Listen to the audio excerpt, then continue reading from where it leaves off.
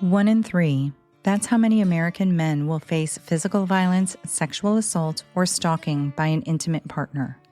1 in 3 women worldwide will endure physical or sexual abuse, most often by someone they know. But domestic abuse isn't just bruises. It's manipulation, it's fear, it's control that seeps into every part of your life. I'm Ingrid Dutton, and I survived it. Then I created 1 in 3 so no one else has to suffer in silence. Each week, we break that silence together. Occasionally joined by survivors, loved ones, and experts, we talk about the pain, yes, but also about the healing, resilience, and the fight to reclaim your life. This podcast is more than awareness, it's a lifeline. And a reminder, you are seen, you are heard, you are never alone. Search for 1 in 3 wherever you get your podcasts, because every voice matters and every story deserves to be heard. President Bill Clinton was the first American president to declare June as Gay and Lesbian Pride Month in the years 1999 and 2000.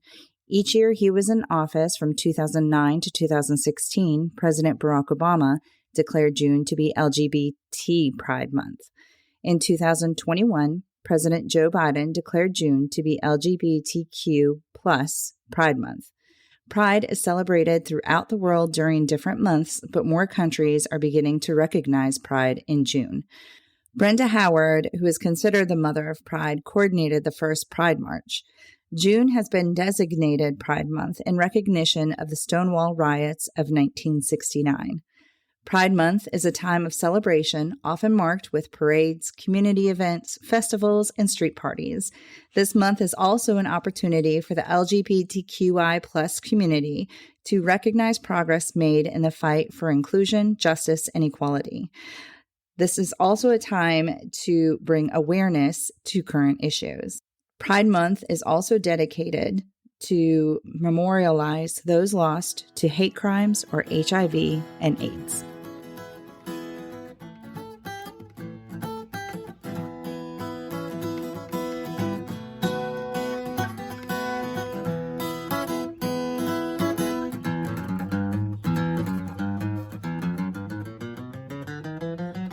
Hi, sister. Hey, sister. How you doing? Good. How are you? Good. Do you have any questions on the intro? I do not. I thought I didn't know what the Stonewall riots were until 2 years ago, I think. I was a little behind on the times. We're going to do one more episode for Pride Month, and I think maybe one of us should take the Stonewall riots. Oh, that's a great idea. Okay. How about that's you? Okay. Okay. I would love to do that. And I will get a couple other situations that I'll go over. Okay. Okay. So we mentioned that this is a time to memorialize those lost to hate crimes or HIV and AIDS. And I think that's a good kind of segue into our conversation with Kara, Robbie, Nathan, and Richard. Yes, I think it is. Amazing group of people. Truly. So let's not keep you guys waiting. Here we go. I'm Ingrid. Oh, hey, and I'm Jessica. Nice to meet you both. Nice to meet you too. Thank you guys for coming on. Mm-hmm. Absolutely. Well, do we want to introduce each other and how we all know each other? So like Yes. Ingrid and Jessica are my cousins on my mom's side. So her mom and my dad are brothers. Wrong. My mom and their dad are siblings. They grew up in Wisconsin primarily. I was in Florida. We, would see each other whenever we could. And then they both, like, Jess, you're in Texas, right? And then Ingrid's in Chattanooga. So Yes. then I moved to Indy in 2019. I bought my house in 20, and Nate and Richard moved in shortly thereafter. And so we've been next door neighbors for a little over a year now. Oh, that's awesome. Yeah. And then Robbie now works for Nate and Richard. So it's Yeah, I worked for them, and I moved up here in Indy December 30th, 2021, right? 2020. 2020. Okay, that works. Do you want to talk about how I found out about Robbie? You want to go down that path? Yeah. So Robbie was, what were you, like 12 going on 13? Yes. And right around that time, he had a cell phone, and I noticed he was doing a lot of texting and getting into, like being a little bit more private and everything about that. So my rule was, if I'm paying for your cell phone bill, I get to go through your stuff, especially at that age. He was at Kung Fu one night. He did Kung Fu for many years, and he was at Kung Fu. And so I'm like, just pick up the phone, start going through it. And I see some text messages, and it was the eve of his birthday. And we get back in the car and we're going to go to dinner. And I'm like, do you want to tell me something? And he's like, no, I'm fine. I'm like, well, are you gay? And he goes, waterworks all over the place. He was just, and I'm like, what's wrong? He's like, I don't think that you're going to love me. I'm like, out of your mind. I'm not kidding. I'm like, what kind of parent do you think I am? So that's how, and then, we just all went from there. The reason why she found out is because I came out to my friends before I came out to my family, because I just wanted to like test the waters, Mm-hmm. So I was in 7th grade. I had dated this girl for 2 weeks. I held her hand at most, and I broke up with her. I feel bad about it, but you knew it wasn't right. Yeah. Did you have like a specific friend that you came out to that you felt comfortable with?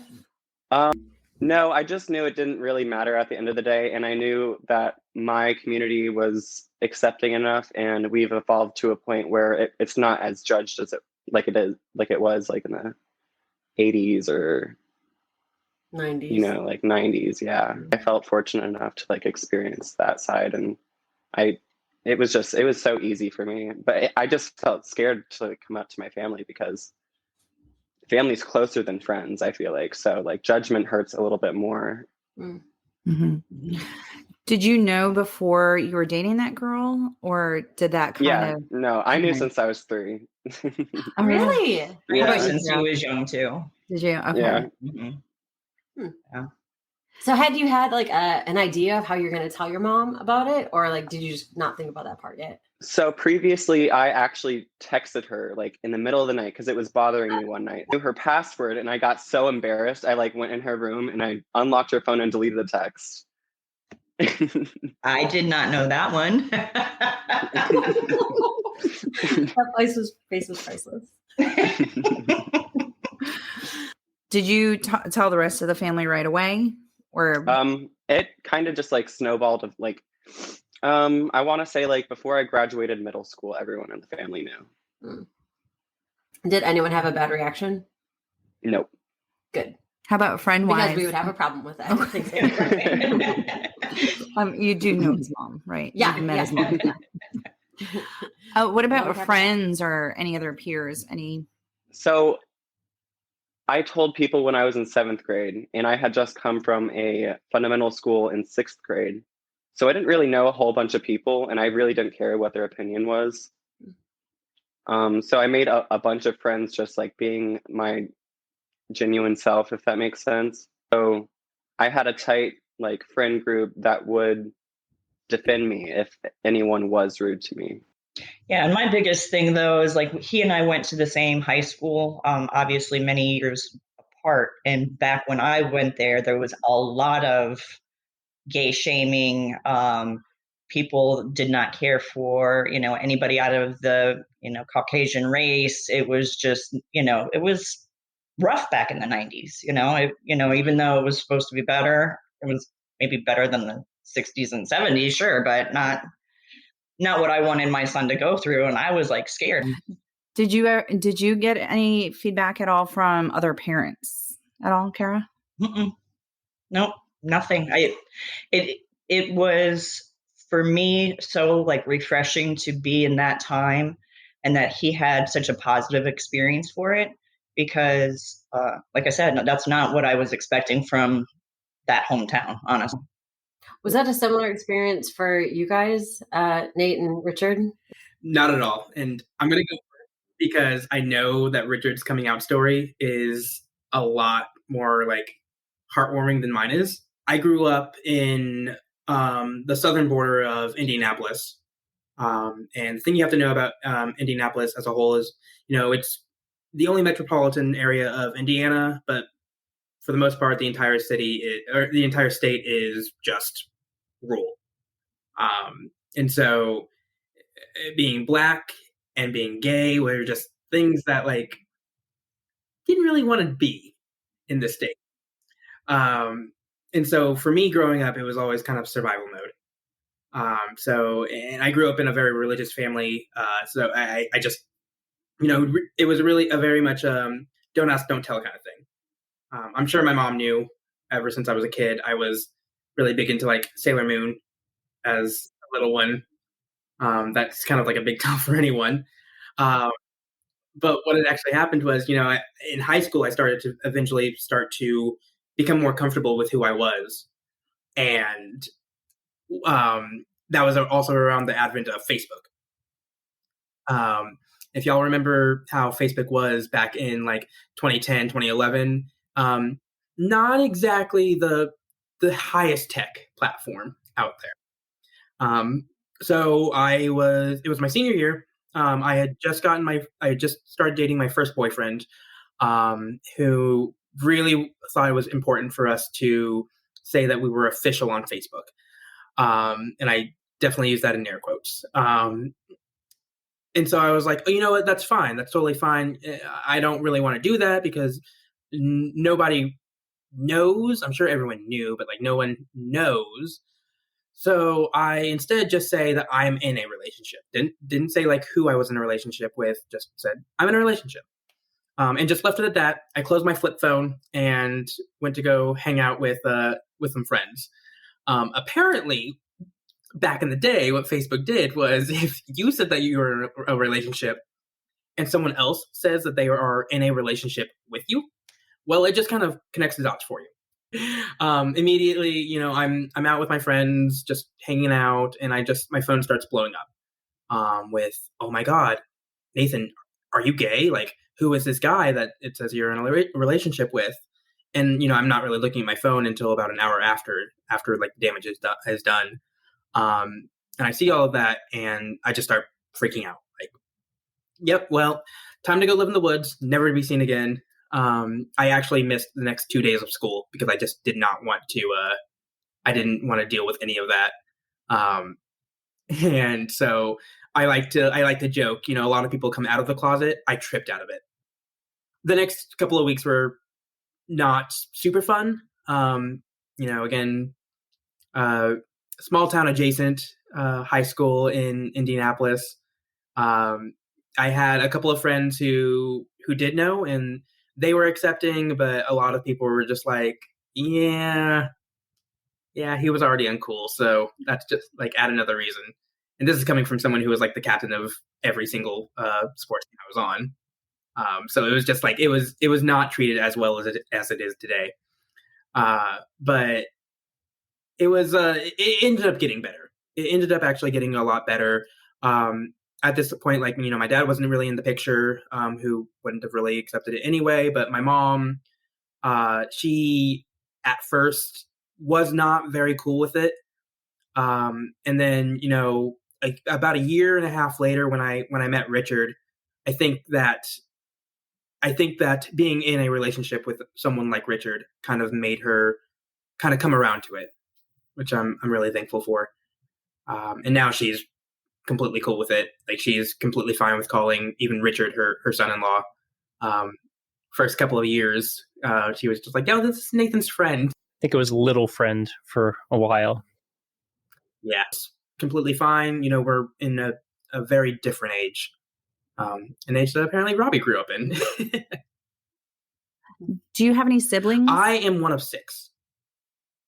Okay. How did the rest of them take it? So they were the first ones to call me out on it before I even tripped out. They all kind of came together and we were just kind of sitting there. And the oldest, my oldest sibling, she looks at me and she was like, "Hey, so you do know that we all know you're gay, right?" And my mind just kind of immediately turned off because I was not ready to like accept it to other people, or I was not ready to really admit that. So I was just like, you know, I think I hear like the stove on or something. I should just remove myself from this conversation immediately. But my siblings have always been very, very supportive. Even the ones who grew up in the same situations that I have. You know, where we grew up saying like, you know, being gay is a sin. It's not right. They've always supported me. How long have you guys been married for? 6 years in July. We got married on the same day we got together, so it's going to be actually 10 years. I always have to let him answer that question because he really struggles with the counting on the marriage. Yeah, so Nate said that my coming out story is heartwarming, I think. More heartwarming. So more heartwarming. Okay, there we go. There's the appropriate. I was trying to figure out what he meant by that. So I it came out at 13. And so my coming out was again, my mom, like Robbie, my mom asked me. My stepmom did. We were cooking dinner and she just asked me point blank, and I was like, I'm bisexual, and then like collapsed into the wall. It felt like a physical relief. And soon after that, I was just, outed to the entire school. I think I told 2 friends, and by the end of the week, everybody knew. And I'm from Chillicothe, Ohio, which is a really small town in Ohio. So very rural, fairly conservative. Was not super great. My experience wasn't. So I kind of became a social pariah as the only queer kid. Thankfully, when I entered high school, I wasn't the only queer kid. There were 2 others that were out. But my dad and my stepmom took it fairly well. My biological mother and I, it kind of was the straw that broke the back in our relationship. So that was the point at which we separated and stopped talking. But when I entered high school, I decided that I didn't really like the way that the experience that I was having, that I felt like there was nobody there to support me. There was nobody there to like me. And my freshman year, I decided I wanted to do something about it. So I found resources about gay straight alliances is what they were called at the time, student clubs, about how to start one and all of that. And I actually was able to convince one of the other students, a senior at the time, to help me start it. And it was an uphill battle with our administration. But after some pressuring and some threats about lawsuits, which I was fully convinced we would move forward on, we actually got approval to start it. And so we did. And I think that helped a lot. By the time I graduated, there were 3 out people, and we had a little over 30 people that were sort of public and out by my senior year. And so it was great to kind of see the just over 3 short years, see the culture change, just because we created a presence in a place where it wasn't previously talked about, or if it was, this was the height of the "that's so gay" era, I think. And just to kind of see that change over time was really nice and inspiring, and it felt good in a way that, being from my hometown, I always felt oppressed or very out of place. And by the time I graduated, I felt like I had carved a space out for me and other people like me, in a way that I didn't expect I would be able to. So yeah, and then early on in college, I think right before my sophomore year is when Nate and I started dating. And we met that summer before my sophomore year. or the summer before his freshman year, and have been together it'll be 10 years in a month. Robbie, you were like late 2000-ish. I graduated high school. Well, I want to say this first, Richard, because I'm going to tell you, it's people like you that fucking made it easy for me. You know what I'm saying? Just appreciate that so much. But yeah, I graduated in 2018. I started in 2005. So 2005 to 2018, like I graduated from Tarpon, if that. That's the running joke at Tarpon, because it's like nobody knows how to do math at Tarpon. It was 2012 when we met, right? Yeah, we met in 2012. Actually, really funny. When we met at the time, gay marriage was still, not legal everywhere. It started to become legal in a couple of states, but was still very much illegal in the state of Indiana. And, we were, after a couple of years of us dating, we started to talk about marriage, but we wanted to make the promise that we were not going to get married until everyone in the U.S. Could legally get married.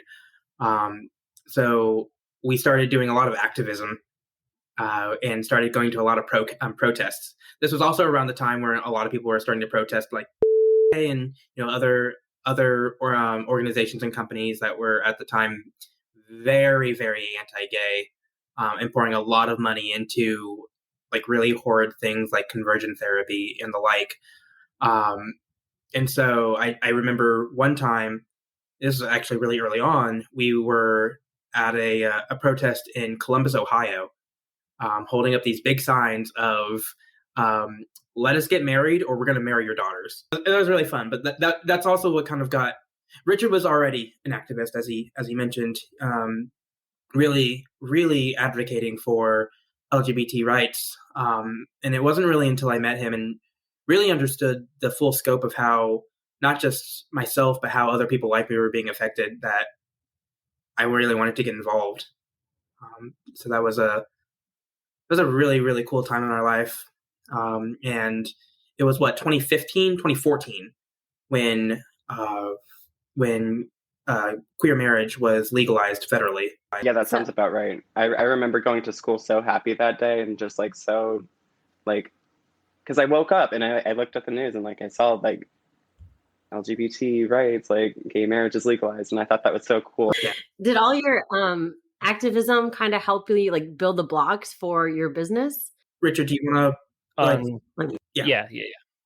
So on my side, Robbie had a great experience after coming out, and I did not. I distinctly remember when I was in high school, I just started working on the Gay Straight Alliance, and I was with my sister in the park, and we got chased through the park by a couple of like grown ass men in cars threatening to murder me, and like regularly got calls to my cell phone from unlisted numbers with death threats. That stuff happened pretty regularly for me throughout high school, and it was scary at first, and then I realized that for the most part these people were a little unhinged, but they weren't going anywhere with it, and I was, so I wasn't going to stop. And I think it really helped form, I formed under pressure in ways that a lot of people don't. And I realized that, by being resilient, I was improving not only my own life, and don't get me wrong, everything I did initially was very selfish for me, because I wanted to feel differently about myself and I wanted to have a space to do that.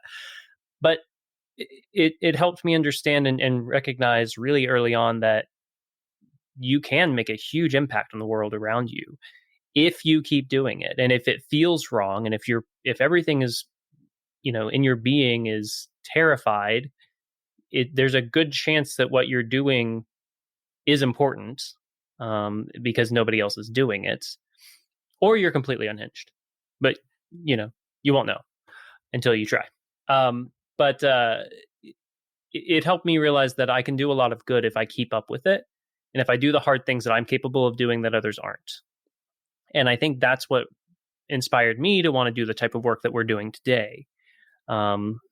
And so it certainly was a driving factor for me. I think I would actually echo that sentiment. Advocacy has been something that's been really, really big in both of our lives for, the last decade. And one thing that we really want when when we are thinking about how we want to build our business, we want to first think about the communities that we impact, and the communities that we can help.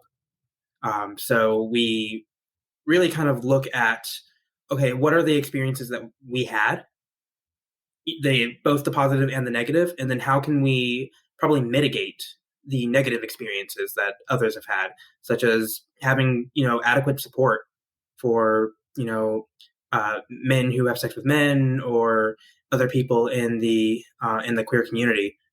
And so we kind of went from there. Yeah. So our current business, again, just like other things that we've done in our lives, stemmed from our own personal experiences. So right before I met Nate, I contracted HIV. I didn't know it yet, but I had contracted HIV. And about a month or two, I think it was about a month and a half after we started dating, I was diagnosed. And, I was going to college. I was living on like $300 a month was my stipend I had, driving an 87 Buick LeSabre. The closest treatments facility was about 45 minutes away. So at my gas guzzler, it ate up basically everything I had to go and get treatment, and made it difficult. And then the local pharmacy refused to order my meds until the insurance company had paid them for them, because HIV medications cost thousands of dollars a month. I think my current treatment, the monthly billing is $12,000 for it. And so the pharmacy refused to order the meds until they were reimbursed for them, because they didn't want to be on the hook for my meds if they weren't, if my insurance dropped, which happened twice in my first year. This was pre-Obamacare. So just a lot of barriers just kind of stood in the way of getting, the treatment that I needed. And not only that, but we were fresh in a relationship, and Nathan made the decision to stay with me. And it was equally important, not only for me to get treatment, but for us to do everything we could to make sure that he didn't contract HIV. And this was, 2012. There's an HIV preventative treatment called PrEP that had just hit the market at the time. It was very new. And it took a while before Nate was able to enroll in it, because they weren't even offering it here yet. But Nate was one of the first patients in the area to be able to enroll in PrEP. But again, having the ability to get him tested regularly or get to support groups, it was all very difficult early on, and like unnecessarily so. On top of everything else that goes on in your early, 20s, that makes life really hard. Add that on top of it, and it was an insane experience that nobody should really have to go through. And so, when we had the opportunity to kind of create solutions to help address the problems that we faced, we jumped all over it. We were running a web development company at the time. We got an opportunity to bid on a substantial contract that worked within the HIV space. We took it. We won the contract, and then we shifted everything we had into solving that problem using technology. And that was the basis of our business since late 2017, early 2018. And we've given it everything we've had since then, which is what brought it to where we are today. That really caused us to really come to love the community that we've been serving. That kind of comes back to that advocacy piece. It's very easy for us to kind of be introspective and look at our own experiences, both as someone living with HIV and as someone who's not. In the field, it's called serodiscordant. But then we started to really learn about other people in their lives as they're living with HIV. And we realized that even despite all of the hardships that we had it we were pretty lucky in our experience. A lot of people who are living with HIV are either living under the poverty line, or they might not have had a family as loving as Robbie's family, as Kara, so they're likely going to be out on the street and still having to deal with, living with HIV, or they're going to be dealing with not exactly having the ability to afford food. And when it comes to, okay, whether you can afford food or whether you can afford your medication, most people are going to choose food. They're going to choose survival in the short term. And so we've been learning about all of these different problems, and we've been really crafting our way to make sure that that these communities are able to have the best life that they can. And we feel like we did a pretty decent job at doing so. And then COVID hit, and it kind of threw a huge wrench. At the time we had really great momentum of getting people into care, into testing. But when this pandemic hits that specifically is deadly again towards people who already have an autoimmune deficiency, a lot of the organizations that serve these communities, they're obviously going to shut down. We had to pivot a little bit, and we had to learn how to serve people in the community while they were at home. And so that's kind of what we've been focusing on for the last couple of years, is how to really make sure that people who, whether or not you are in a city, in a rural area, no matter where you are, we're able to bring the care to you, and continue that level of advocacy. How big is your reach now? We're currently in several states, and we try to focus on rural areas because we know that from Richard and my own experience, when you're living out in the sticks, like that's when you have the hardest time of getting into care. But we are in several cities across the U.S., several states, and we're hopefully just going to continue to grow. And so exactly like what services do you provide? How do people get in touch with you? What's the name of your company? So our company's name is Continued. That stems from the continuum of care, which is essentially the life cycle of a patient. And our business provides an ecosystem that helps hospitals, health departments, and clinics engage and retain consumers in care for chronic illness management. So we focus a lot on HIV. That's where we come from, right? And we defied odds along the way. The statistics with HIV are fairly grim. Nathan, as a queer Black man, has a 50% chance of contracting HIV in his lifetime. As a Black man alone, he has a 1 in 7 chance. So I'm sorry, actually, that was incorrect. As a gay man, he has a 1 in 7 chance. As a Black man, he has a 1 in 15 chance. And it's, we want to level those odds, and to improve them. And we want to use technology. We both have a background in computer science, and we're technically minded. And I'm a fairly analytical thinker, and Nathan is a very compassionate thinker. And so we balance each other fairly well. So as we built our business, we did it with kind of both of those trains of thought in mind. We were looking at the data. We were looking at the studies and the research that's coming out. And we were in touch with the consumers, the people living with HIV or those who are placed at risk of HIV, and the care coordinators and the care teams and the problems that they're facing. And the reality is there's just not enough money going into this industry to get everybody the help that they need. But there's a lot of people trying to help. And we know that technology can improve some of the barriers that people are facing. So when we talk about our experiences, we struggled with financial access. $300 a month is not enough to live on, let alone, drive back and forth to Indianapolis 4 times a month in an old car.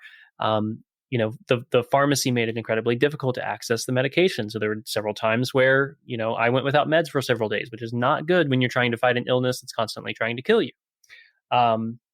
And, some people, if you're living with HIV, you are about 30% of people living with HIV are going to struggle with substance use disorder.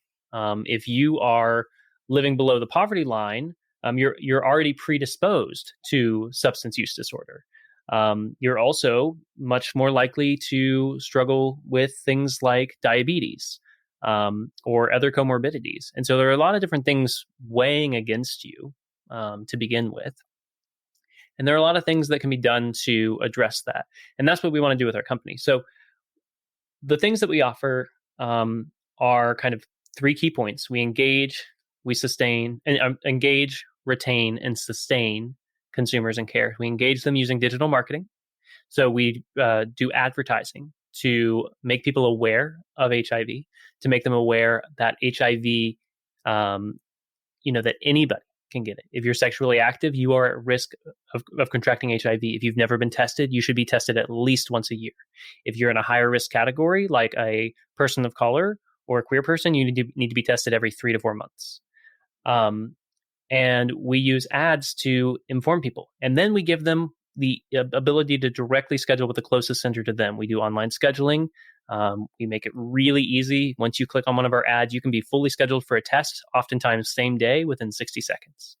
And then we help organizations digitize their intake so that they can learn more about the people walking through their doors and what problems they're facing. Because HIV is not as simple as taking medication to prevent it or using condoms. To stop the likelihood of somebody contracting HIV, you have to address the social determinants of health that they're facing in their life. You have to get them into stable housing. You have to get them access to recovery services. You need to make sure that they can put food on the table, that they have access to a good job. All of these things that directly put them in harm's way, if you can address those, you greatly reduce the risk that they're going to contract a chronic illness that they're going to have to live with for the rest of their life, just another weight weighing them down.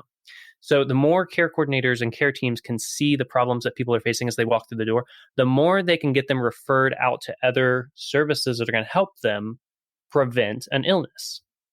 And so we provide that data support to help them sustain those operations. And for the consumers that are living with HIV, like myself, and who don't have a smartphone or home internet, and they need to be able to talk to their doctor or order refills or get transportation, we have tablets that their doctors can essentially prescribe to them that are customized to their treatment plan, that have the tools and education that they need to learn how to manage their illness and to do it directly on the device. And it becomes their home care companion to keep them engaged in care so that they can meet their goals. They can gain access to education and other resources so that they can improve their lives and, make sure that they're successful in their treatment. So that's a lot of the work that we're doing. And Nathan can talk more, I'm sure, about the development of some of our newer technology, like our kiosks. But that's our main focus, is to just use technology to solve problems that there are people in this field who are really fighting to solve them. Care coordinators, care teams, social workers that are doing everything, giving everything that they have to make a difference, but they don't have the tools. And they are underfunded and under-resourced, just like their consumers, just like their patients. And we're trying to change that by bringing innovative solutions to address barriers. I want to just add on top of that is that our social workers are already doing a million things, especially in the area of COVID. And mind you that a lot of people, especially people who have been dealing with HIV and caring for people in HIV, they've been doing it since the AIDS crisis in the 80s. And so a lot of these organizations are grassroots nonprofits. And it is mind-boggling how in 2022, a lot of them are still doing the good work on paper and pen. And so just part of our goal there is to kind of help them, help bring them into that 21st century, help them kind of digitize everything, make their job easier, because their job is already hard enough. They are doing so much work. So just quick shout out to all of the healthcare providers in the U.S. Along with the medical stuff, do you guys help coordinate with mental health care as well, or is it mostly focused on the medical part? We actually do help with that. As Richard was talking about, part of those comorbidities, a lot of people who are living with HIV, they're obviously going to be struggling with mental wellness. And so, at least on the telehealth side, one of our main priorities is to help people who need access to either a therapist or any kind of counselor. We make sure that they have access to those telehealth platforms. And it's really beautiful what you can do when you give people the tools to kind of better themselves. Our goal, honestly, is to kill our industry. Richard and I want to make it to where we do a well enough job that we will be out of a job in 10 years. And part of that is, and it's really cool to see this, when we have patients who have our technology, they're able to better themselves. They're able to get access to job training and housing and access to mental wellness resources to where that they don't need the tablets anymore. And that is just always a really, really like rewarding feeling. We're developing our programs, and when we're onboarding, new, we oftentimes work with health departments across, large areas. When we're working with them, we really promote community partnerships, because a lot of these organizations or these government entities have developed non-traditional partners. Like, for example, here in Indiana, there are partnerships with Volunteers of America to provide mental health services to people living with HIV. There's a partnership with Indiana Legal Services for legal support. And there's a partnership with Meals on Wheels for nutritional support. And those are really great ways to address unmet need in priority populations. And so what we do is we make sure that our community partners know that they can bring their partners to the table, and we'll work directly with them. So if Meals on Wheels needs to have a certain application on their consumers' tablet so that they can access their services, or Volunteers of America needs a specific telehealth app on the tablets, we'll work directly with those organizations to make sure that technology is included in the patient profile, so that each consumer has access to the tools that they need, not only for their HIV treatment, but for their overall holistic care as an individual, so that they can grow and become better and become healthier in all aspects of their life. You just answered a lot of my questions. So where do you get the funds to run this? A lot of it is through federal or state funding. We found that using those avenues make it a lot easier for nonprofits and health organizations alike to be able to immediately access our services. People like to say that Richard and I, because we deal with federal and state funding, people like to say that we politic a lot. I don't think that's anywhere near the truth. I absolutely hate that. I hate the red tape, and I am the first one to always call it out, which is why Richard takes me off of some certain client calls. But we try to make it as easy as possible for any organization to access our services, because, again, social workers are doing a million things. The last thing they really need to worry about is, okay, how are we going to fund something if it's going to make our client's life better? We just want it to happen now. And so Richard, honestly, is kind of like the funding and the contracts guru. He's just like, if there is an avenue or a grant somewhere for it, I'm going to make it happen. The vast majority of our funding is grant focused. While we are a for-profit, we operate exclusively with nonprofit entities. And so we are a social enterprise. We're for-profit focused on using our power for good, is what we like to say oftentimes. And, so we operate a lot in the same way that nonprofits do. We had the same grant reporting requirements, same timelines on funding.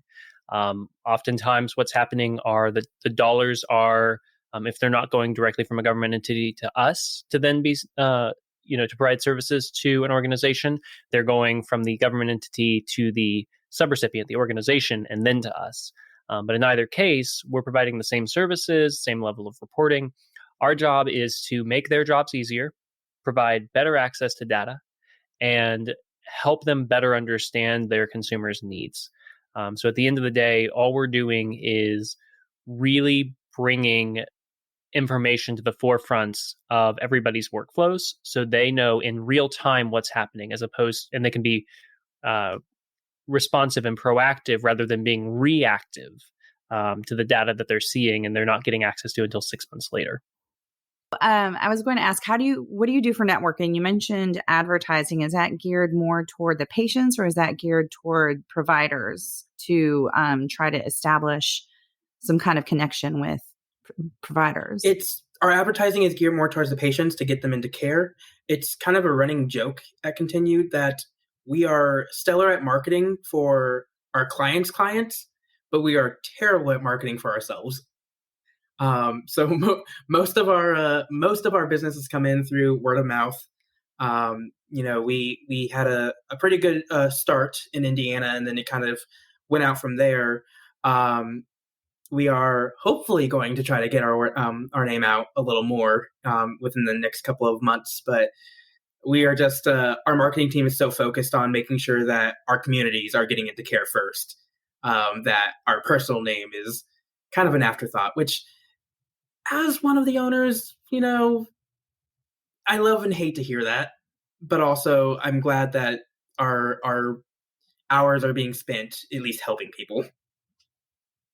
And how big is your team? Like, what positions, I guess, do you have? And is everybody located with you guys, or do you have employees spread out through other states as well? Yeah, so we started completely local, and then as it grew, and then as COVID hit, and we all kind of learned that it is absolutely possible to do your job from home. We started to really expand out. Richard, what's our current count? 12. We have 12 full-time staff members. Most are based in the United States, but we have a couple international employees as well. We really go for that talent. We're innovators, so it's important that we have people that are really willing to bring forward the effort necessary to disrupt the medical industry and challenge the norm. So that's what we look for in our employees as we hire. And while it's always great to have a local team, it's nice to be able to see people. We want the people that are going to make a difference in our communities. One of those innovators does include Robbie. Just wanted to point that out. Robbie, you want to talk about your role quick with them? Sure. So my title is logistics coordinator. And what I do, I dabble in a lot of things, but I'm mostly in the tech department. So my biggest role right now is shipping the telehealth devices, the individual ones for each client, out to the organizations that will distribute it then to their patients. As well as, the training the people on it and, really mastering and owning that entire product as a whole. And customer service, yes. I was going to ask, is there a learning curve with teaching everyone how to use the tablets? Oh no, they make it so simple. Not so simple. They make it easier for older generations or people that aren't too familiar with technology. If you're in your 60s and you've never touched a smart device before, they make it easy to navigate for them.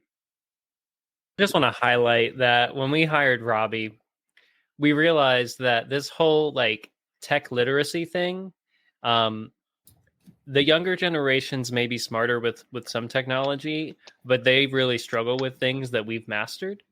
You should have seen Robbie try to use the Windows computer. He was literally pecking like my dad, who's in his late 50s, hunting. And when we taught him Control-C, I think it blew his mind. It did. I literally taught him how to hyperlink last week, and it's hilarious. I still don't know how to do it.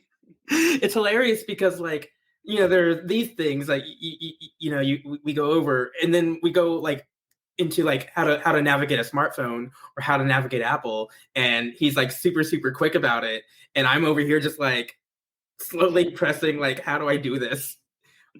It's really funny seeing the generational gap, between boomers, Gen X, millennials, and Gen Z in technology. We're all in different spaces, and it's not exactly one's ahead of the other or anything. No, not at all. Yeah, I think there's a limit to the capacity that we all have for tech knowledge. And the generational gaps are really interesting. Hey, our grandpa used to do you remember he'd make the mouse run across that dot computer? And it was the coolest thing ever. It was so cool back then. Yeah. I think another part of it, just like as an aside, is we've got a ton of we've got a pretty big age range in our company, and just hearing the experiences and the input for everyone are. I'm not going to disclose how old our oldest employee is, because I'm pretty sure she's going to hear this eventually and then immediately come after me. But hearing her, her perspective on how to go about our solutions, and then you hear Robbie, who is our youngest by 10 years, and you hear his perspective on oh, well, why don't we just do it like this? And to either one of them, that solution could have been super simple, oh, why not just look at it this way? And to people like Richard and I, who are squarely in the middle ish, we're just oh wow, that's really, really interesting. So I do like how diverse the thinking is on our team. Well, I think it's important too, because as our business moves forward, our goal is to serve as many people as possible, and it can be really easy to kind of get tunnel vision on what you're working on. Like one of our newest products that we're very excited about, we're seeing some great success with it, is a tablet-based solution. Right now, it's deployed in Walgreens in the northern part of the state, and we're about to put 10 more units out in the northern part. And it's designed to help consumers access the services that they need. We've talked about this earlier, where we were talking about, using data to help people gain access to the right social support services. Well, we packaged that into a kiosk where people can just walk up to it and do an intake process that kind of customizes itself as you go to, address the needs in your own life, help you even uncover some maybe that you're not even aware of, qualify you for social services, and then automate the referral out to those services. And so that you could be, standing in a Walgreens and start that process. Or you don't have to stand there at the kiosk. We found some people don't want to stand in public and answer questions about their personal life. So you can scan the QR code or take the business card and do it from home, visit the website. And it's just connected to the services in your community. And it's sponsored by the health department or the local social service organizations. And it's used as a great way to just help consumers get from one organization to another, and to make sure that all the information that they need to access those services is passed along. So they answer their questions in one place, and multiple organizations gain access to that information if they approve it, to help them access the services that they need. And really, they don't have to answer the same questionnaire 3 or 4 times. They do it once, and it connects them to where they need to go. And we use it to engage people in HIV testing too. And it works really well because it's designed to be there, to be convenient, to be a link into care. And the care teams that use these, they'll come and meet somebody. If they need an HIV test or an STD test, they will come and meet them where the kiosk is and conduct it on site. Or they'll come to their house and do a door drop test, because it's all about convenience and meeting the consumer where they are, instead of the traditional way of you need to come in for an appointment 3 weeks from now at this office all the way across town or 2 counties over. It's all about changing the narrative, changing the approach to healthcare. I don't want to go too far off this path, but have you guys thought about branching out to other medical problems, or has anyone approached you asking if you could design something for, say, like heart failure or something along those lines? Absolutely. So the natural next step of progression for Continued is dealing with other types of chronic illness. We have diabetes, we have liver cancer, we've got heart problems. Right now, we're really trying to step into the hepatitis C space, because we feel like there's a lot of overlap with what we're already doing. And really, at the end of the day, any type of medical care can really be fit around this model. we have to remember that the people that we're serving are ordinary people. They have jobs, they have kids, they have a ton of things going on. And the last thing that they were going to have time for when they were trying to get their kids to daycare or try to meet their partner on the other side of the city just to get them to work or anything like that, is that we're not going to try to find time to get into a doctor's on top of that. We have to be able to bring that care to them. And a lot of people are kind of already realizing this. In COVID, a lot of people were like, oh, wow, I can get my groceries, I can get my food, I can get basically anything delivered to us. Why can't I get my healthcare delivered to us? And the answer is you can. It's just that we all have to kind of make that next step up. It's 2022, and we honestly can make that step together. I can't imagine how much that would improve, like the technology that you guys have would improve compliance with so many chronic illnesses, and that would just reduce, are you listening, insurance companies? It would reduce hospitalizations and readmissions and length of stay and everything. That's crazy. Yeah, so when we focus on HIV, we know that the lifetime cost of care for somebody living with HIV, it hovers around $400,000. When somebody leaves care for a year or more, it balloons to over $1 million. 1 year out of care, and their lifetime cost of care goes to over $1 million. So our goal is to save governments that $600,000+ per person living with HIV by giving them the tools to stay engaged in care. That's why it's important to spend a little bit more, go a little bit further, go meet the consumer where they are. Because the cost of gas of getting there and back is a lot less than it is if they leave care because you told them that they needed to get across town to you. Well, unfortunately, the car just broke down. The husband's at work. The mom has 2 kids. Now they've got to climb onto a bus and make that 45-minute to an hour and a half bus ride across town so that they can sit with you for 15 minutes and then do the hour and a half bus ride back. It's not going to happen. That appointment is just not going to happen, right? When you could just do that through a tablet or a phone and have that appointment with no pressure on that mom. And that's what this is about, is there are so many barriers, and providers and policymakers and insurance companies, they're not thinking about it that way. They're not thinking about what it costs that one person to get to that appointment. They're thinking dollars and cents right here and right now. And we have to stop thinking about it that way because, and this goes beyond HIV. Any chronic illness, we are always going to have the underserved populations who are most at risk, who are most affected, and who are most forgotten in the solution. And we have to stop thinking about this, about how do we cut costs, how do we streamline our processes for our business, and think more about how do we streamline the experience for our consumers? How do we make the Amazon checkout process for healthcare?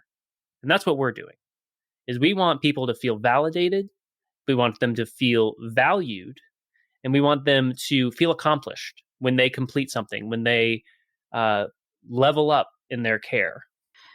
I guess kind of just back to a personal note, Richard, how are you doing health-wise? Yeah, so I've actually been undetectable for, it'll be 10 years soon. Yep. And congratulations. Thank you. And I'm now using the new injection treatments. So I just had an injection today. I only have to have them every other month, which is nice, after just over 9 years of taking a pill a day and having to worry about if I run out of medication or if I forget.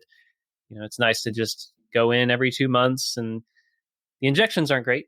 I'll be sore for a couple of days, but it is nice to just not have to think about it for 7 weeks at a time. So with Pride Month coming up, what do you suggest that someone who is a supporter, what is something me or Ingrid could do to help support? Going to the parade, obviously, come out and show your support. One thing that you could do, if it's available in your area, find a place that does free testing and just take a selfie of yourself doing it. Spread awareness. Like that is honestly, that's honestly like one of the biggest things you could do to like really help everyone as a whole, and not just the queer community. One population that we're really trying to talk with right now are women of our country who, for so long people have thought that HIV is just a gay disease, and so a lot of women and a lot of people have been telling women like, oh well, HIV is not something that you have to worry about, but statistics show that it actually is. There are a lot of women in our country who are living with HIV and they don't know it because they don't think to get tested. Anyone who's sexually active can get HIV, so anyone who's sexually active should get tested. And you guys as advocates and as allies, doing your part to spread awareness would be absolutely amazing. Or anybody who's listening to this, just know that in a lot of cities, you are able to get tested, usually for free. So go ahead and schedule that test. Take a selfie of yourself doing it, and show your friends that it's not something to be ashamed of. If someone needed to get in touch with you guys, is there a website to go to, or is there a phone number? We can put those links in the show notes if you want. Sure. So we have a website. It's www.continued.com. That is CONTINUUD.com. Otherwise, actually, you can message either Richard or myself from there, or schedule just a call. Perfect. Do you guys have any last things that you would like to say for, again, either personal or professional point of views for everybody? So I have an anecdote. I know that we talked a lot about our company today and the hows and the whys, but I think one thing that's really important to emphasize is that this company and this community were built out of a necessity to just support other people, especially like Richard and myself, other people who, were dealing with being queer in a time where it was pretty hostile to be queer in. And so I really strive, and I encourage anybody who's listening to advocate for themselves and advocate for the people around them, because I think that if you do, you're going to find a passion that you're going to excel in, and in that you're going to find a way to really help the people around you. And like Robbie said earlier, how Richard's advocacy is what paved the way for him to be as comfortable as he is today, or as he was when he was coming out. You might be that lifeline for someone coming down the road for the next generation. And it's the little things too. I think, you asked, what can people do as we move into Pride Month? Well, if you're not queer, maybe take some time this month, pick up a new show on Netflix, right? Watch something from the queer category. Expand your point of view. Look at experiences of people who are not like you. And if you are queer, there's a lot of different levels of your, being queer, or there are different identities that are not yours that you don't know much about. And, take some time to learn about other people's point of views, because you never know how much a comment, how much of a difference it can make in somebody's life when you acknowledge them and validate their identity, or when you understand them in a way that they're not used to being understood. And that comes from you being exposed to ideology or experiences that you're not familiar with. And the only way you're going to do that is by exposing yourself to that, by taking that initiative. You can't expect others, especially those who are already being oppressed, to also carry the weight of your lack of knowledge. It's not the responsibility of people who are queer or the responsibility of people who are living with HIV to inform you about their experiences in life, to make you more knowledgeable. They're carrying their own weights, and it's far heavier. you need to be the one to lift that up, to learn about these experiences so that you are informed and you can be a good ally. You can be a supportive person in people's lives.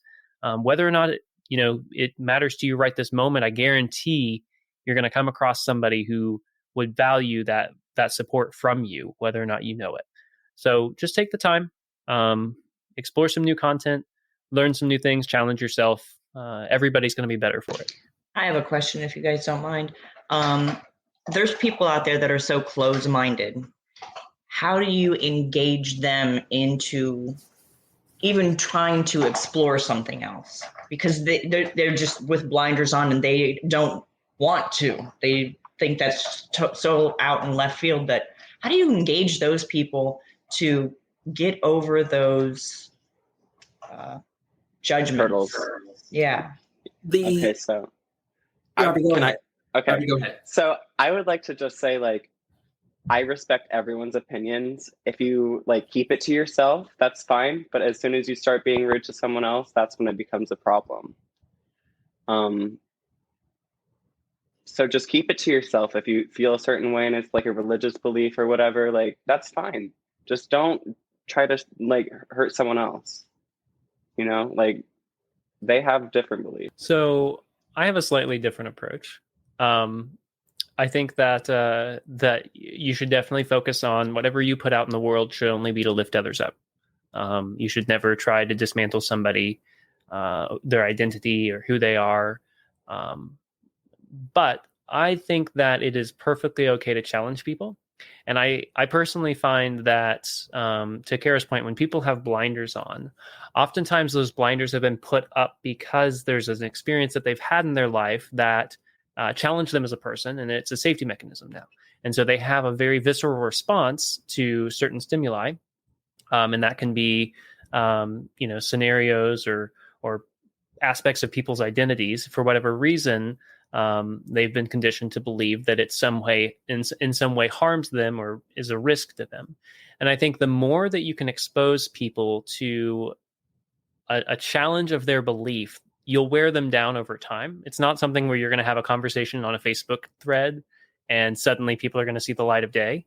It's just not going to happen that way. But, we have a background in marketing. It takes 7 points of impact. Somebody has to see your messaging 7 times before they're even receptive to the idea of it, before they even recognize your brand or who you are. And so, but the fact is, after 7 times, they recognize it. And now they're open to it and they're receptive to it. That conversation has to be had with people over and over and over again. It doesn't have to be had by you over and over and over again, but they need to be exposed to it if they're going to be open to a new idea. And so I think that we do have to challenge others. And as long as you're doing it in a way where you're not invalidating anybody as a person, you're not placing them in harm's way, you're not attacking them, that I think it's perfectly okay to challenge those beliefs if those beliefs are harmful to others. And then I would say the easiest way that from experience to come from this is to come from a place of empathy. Many queer people have been harmed by people with said blinders on because their beliefs can be harmful. And while I'm not saying that every single queer person who has had these traumatic experiences should be at the forefront of trying to educate people who really don't want to learn, it does take somebody. And you're never going to change anyone's mind by arguing with them. You start an argument on Facebook and they're just going to close their mind even more. But come at a place from education, come at a place from empathy, where you try to make them understand how you feel and how they might feel if they were in that same situation. Then they will start to see those 7 points of impact, and they'll start to understand, well, I wouldn't want to feel like this. So maybe I should start to treat others with a little more compassion. I like to go the Martin Luther King route of turning the other cheek, even though that is a gross oversimplification of what he actually said. But, if the second that you start to, you can absolutely challenge people's views. But the second you come at it from a hostile standpoint, then the other person is going to come at it from a hostile standpoint as well, and you're not going to be productive. So come at it from a place of compassion, try to educate them about why it's not, being gay is not a bad thing. Being queer is not a bad thing. Being trans is not a bad thing. It's not an illness or anything else. It's just people living their lives. And I believe that that's how eventually we're going to breed a new generation of people who are a lot more accepting. And recognize your own limits too. Because if you don't have the gas in the tank to have that conversation and stay calm, and even in the face of somebody throwing things back at you, you don't need to have that conversation. You're not going to ride in on a white horse and change anybody's mind. So all you're doing is doing harm to yourself and doing no good to others. So if you don't have that to give, don't try to give it. It's not your fight. A lot of the people I deal with, like, I have to be up on the terminology, and more so, a lot of the times I just ask someone how they want to be identified. You guys have been saying queer a lot. Like, is that kind of the verbiage that you prefer? Just an umbrella term, because I'm sure none of us here, and I'm sure none of your listeners want to listen to the entire alphabet every time we talk about this. Well, yeah. So for me, I do identify as queer as opposed to gay or bi, just because sexuality is it's on a spectrum. Everybody kind of sits someplace different on it, and some people have a very clear understanding of what their identity is, and then others, myself included, just feel it's a little bit more fluid, rather. And so I think queer is just an all-encompassing identity that essentially just means not straight, and it has in the past been used as a slur. I was just going to say that. Yep. Okay. Yep. And so there are some individuals who are in older generations that really they do not like the phrase. And there are individuals today who will use the word fag and to self-identify, and that's a term that I personally really do not like hearing. And I have the same response that other people have when I use the word queer, but that's how people choose to identify, and that's their choice, and we'll respect that, right? It's how they've decided to reclaim the word and utilize it in a way that's empowering. The beautiful thing here is that every single person is different. We've got 7 billion plus people on the planet, and we're all as unique as fingerprints. So it's always, as you said, Ingrid, it's always just a matter of asking them. There's never any shame or harm in just asking people, because then they get to have that little, I'm going to introduce myself. And honestly, when you ask, you kind of make them feel a little important. So at least that's what I've seen. So Kara, I have a question for you. Obviously not every parent handles the news of their child coming out as well as you did. What would you tell parents out there who may be struggling with the news? I mean, you find out that you're pregnant and you're having a child. You're supposed to love that child unconditionally, no matter what. As humans, we make choices that parents aren't going to agree with, and they're still going to love you. Car accidents, breaking furniture, whatever they may be. Don't laugh, because I know what you're thinking. But sneaking out of the house when you shouldn't. Well, I'm still mad at you for that one. But we do all of these things that our parents aren't going to maybe agree with, but it's not my choice. It's not my life. I'm not going to care. And, I'll probably bring up a horrible topic right now, but abortion, that is not my choice to be made. It's not going to impact my life, what you do. I want you to do what is happy for you and makes sense for your life and your world. And I think when we take the personal aspect out of it as a parent, it's not being done to you.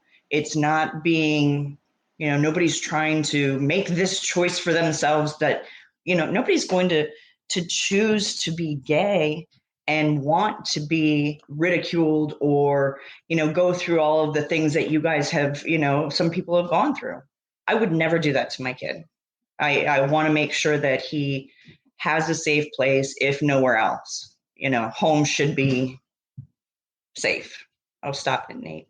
I'm not crying, you're crying. I'm glad I'm not the only one not crying.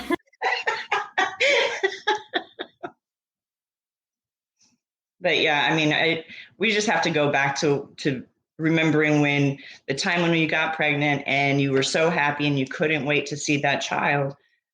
They love you. You should love them no matter what. Okay, so sorry, I meant to give you guys a heads up, and I'm going to there's 4 of you, so you can take turns. It's not a huge put on the spot, but one last question that we like to ask, it doesn't have to, we don't have to end this if we want to keep this going all night. But what is your favorite self-care? I knew this was coming. I've been thinking about it all day. Oh, see, Kara's prepared. Well, thanks for the heads up, Kara. So self-care used to be like my profession. I went to school for, I went to school to be a medical esthetician. Long story short, it didn't work out. However, I love washing my face in the shower. Like that is my absolute, like when I wake up in the morning, that just like wakes me up, and it's just so refreshing. Moisturize every day as well. So for me, it's definitely washing my hair. I love taking care of my hair. Kara and I, we basically have the same house, and so like you should see the master bathrooms. It's my favorite room in the house. For me, I think it's my morning cup of coffee, and I quit drinking almost 2 years ago. I gave up caffeine a couple of months ago, and so I drink dandelion root tea, which is essentially it's the same consistency, kind of flavor as coffee, but it has no caffeine. And just the morning ritual of just sitting there for a couple of minutes, doing nothing, thinking about my day, what I want to accomplish, and just the natural timer of drinking a cup of coffee. I think is just the most well-established self-care routine that I've had consistently in my life. And I savor it. It's the important part of my day. Okay. And now to the one who's been prepping for the last 4 weeks. Well, I still struggle with this one. 4 weeks. So I would love to say I was exercising, but Indy 500 was this weekend. My friend came in from out of town. So we went to Carb Day, which is a Friday thing. Well, we got lost on the track, and that's a very large track. So we probably walked at least 7 miles that day. However, that's not what I'm going to say. I like to do facial masks. And have you guys ever done those? They're called feet masks. You put these little stickers on the bottom of your feet and you sleep on them, and they take out the toxins out of your... I'm telling you, Amazon, hands down, I sleep so good when I wear these things. They're the best. I'll text you guys a picture of the box. They're not expensive, and you tape them on the bottom. You sleep with them on for like 6 to 8 hours. I've never had the best sleep in my life. Wine not included. Well, everybody, thank you guys so much. Thank you. This was really fun. Guys. Thank you so much. Yeah, this was so fun. Yeah. Come back anytime. For real. Just follow the link. Maybe we'll just meet up in Indianapolis and just have it. You should. It's not that far from you guys. I'm seriously so afraid to, like, I've thought about visiting you, Kara. I'm so afraid I won't survive. The drive? No, she's talking about the drinking. Oh. You'll be fine. You guys, we had our family reunion last August, and we went out for the night before the reunion, just for, was it Friday night fish fry or something? Yeah. As a Wisconsin thing. And we went back to our cabin, and I went to sleep. And at 3:00 in the morning, I hear Kara pounding on my bedroom, and I knew they were coming, so I locked my door. Pounding on my door. Ingrid, I know, or they used to call me Angel. She still calls me Angel. Angel, I know you're sleeping in there. Get out here right now. This is your cousin, like I would think it was anyone else. Well, who drove me there? We haven't seen you in however many years. You better get your ass out here right now. She picked the lock. No. I know. This Kara, We had a bottle of she Jameson. can't even open her own the night lock before. when she and she has keys. In hand, usually. I was so mad. This was so fun, though. Thanks, guys. It was Yes, fun. Thank you so much for coming on. We appreciate it so much. It Yeah. was really nice to absolutely. meet both of you. It was so nice to meet you guys. And Hopefully in person next time. you guys, honestly, congratulations. What a great thing you guys have going. So amazing. really Like, amazing. So It's a team effort. Hmm. Yeah, you guys really, thank you so much. You're all awesome. Yeah, it was great Awesome. meeting I'm you. totally going to come to Indianapolis, I promise. It's And so yeah, fun. whatever you need. Okay. Fantastic. All right. Thank you guys. Bye, guys. Love you. Bye. Bye. Robbie, Richard, and Nathan, thank you guys so much for taking the time to chat with us about a fairly sensitive topic. Yes. And you guys are doing some really good work. And what? What was I about to say? There was more to that sentence. But I do want to apologize to them because I think this is the first time we recorded with our children. Oh, all the children. All the children, all 5 children were in the house, and it was very distracting. So huge apologies to our guests. It was there was no avoiding that. Right. And I'm going to hop on that too and say, it did seem that we were not fully vested, which we were. It's Mhm. just, unfortunately, our children decided to be super needy at exactly that time frame, Yes, when they. even though they were watching a movie. I know. Ugh. But so there's a lot of good information. There was a lot of great personal stories personal situations that were shared. That thank you so much for opening up about everything. And I don't know, letting us see a little bit about your guys' lives. Yes. Lives. And Lives. lives. But really, thank you guys so much. And hey, Kara, you're actually on this episode. So when you hear yourself, don't drive off the road. Yes. I guess we should have put that at the beginning. I will say, so this is Pride weekend. The Pride Festival in Dallas this weekend is going on. So, Oh, really? Yes. So that's exciting. And then the one down in Houston is going to be June 25th. Yeah. That weekend of June 25th. But we won't be able to go to that one either, unfortunately. But I do like what Nathan suggested is just go get tested for HIV and AIDS and take a selfie and post it and you can tag another situation in it, and we'll make sure the guys see it and everyone else sees it. Pass it on. Bring awareness. Yes. That would be very cool. Mm-hmm. And definitely look for things in your area too that are going on, just to show your support. Or if you don't want to support, just keep your mouth shut. Listen, everybody is entitled to their own beliefs and opinions on things. But if you can't be kind, if you don't have something nice to say, don't say it at all. Mm-hmm. Okay, so yes, celebrate, recognize, support if you so feel. And if you don't want to be nice about it, please just keep that to yourself and let other people celebrate the way they would like to. Enjoy their lives. Yes. Quickly, as we're closing out, I just want to bring up a few of our previous podcasts once again. The Yes Foundation is still doing their raffle. For every $25 you donate to the YESS Foundation, you are entered in for a chance to win 2 jerseys and a pair of cleats, NFL autographed.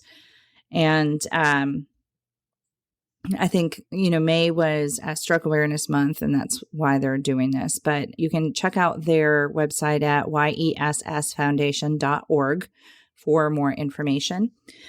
Jamie is still looking for a kidney donor, guys. So if you know anybody, or if you feel so inclined to check out to see if you are a potential donor for her, please go to our website and click on her guest tab and her information. There's a link right there that will take you to her Facebook page, All My Kidneys, and it will take you to the donor page if you want to go ahead and register. Also, Rachel's bio on there, there is also links directly to the Yes Foundation and their social media pages as well. And Hetty, which was, our most recent episode, I want to just kind of go over, she had her surgery, and this is all information that I have seen her sister Johanna post on social media, but she had her surgery on Tuesday, and they were very aggressive as they could get. They could not get all of the tumor. Anyway, she woke up with left-sided paralysis, which was a little bit more than I think she was hoping for. But today, which is Sunday that we are recording this, is actually, I believe, post-op day number 5, but the most recent posting was post-op day number 4. She said it was overall a good day, so this would have been Saturday.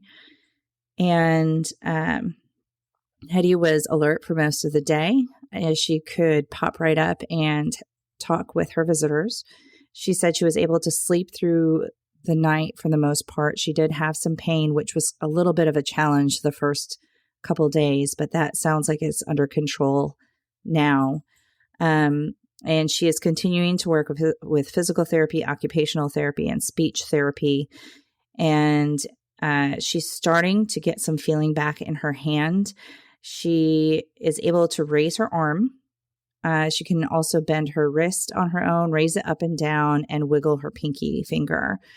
Her, I think, where did I read this? She's having some neuropathy, so it's pins and needles sensation in her leg. But they are hoping that means there is some recovery of sensation in that leg. So she is continuing to push hard, as Hetty does. And one thing I want to say is that the day before her surgery, which was Monday, which last Monday was Memorial Day, Hetty actually participated in something called the Murph Challenge. And I'm not sure how widespread this is, but this is a challenge done, at least in her area, in recognition of Lieutenant Michael Murphy, who was killed in action in 2005 in Afghanistan. So the Murph Challenge is a 1-mile run, 100 pull-ups, 200 push-ups, 300 squats, and another 1-mile run with a 20-pound weight vest. And Hetty did all of that at the full, prescription of it the day before her surgery. So we know she is a strong woman, but I think she could still do well with additional prayers and positive thoughts sent her way. So let's keep those going for Hetty, and we'll keep posting updates as the family and Hetty are okay with. Again, this is another situation. As anybody who was routinely listening to this on Facebook, you can head over to our website, anothersituationpodcast.com. You can listen to it there. We also have links to the big players, Pandora, Spotify, Apple, Amazon, Google is all on there.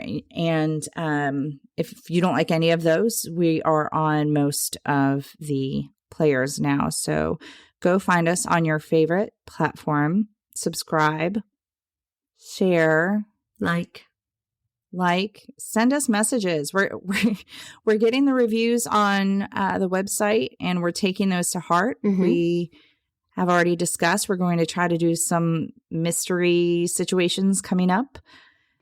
Yes, for Edith. Which is It's a mystery. It's a mystery to us what we're going to do. But we will do it. So if any of you have recommendations or requests, shoot them our way. Mm-hmm. You guys know how to get in touch with us by now. Mm-hmm. So thank you all for listening again. Stay happy. Stay prideful. Yes. Stay grateful. That was a heady one. Stay hopeful. Stay full. Go get something to eat, for God's sake. You're acting hangry. Get full on life. What? All right. We'll end this now. We need to stop this. Have a great day, everybody. Bye. Bye.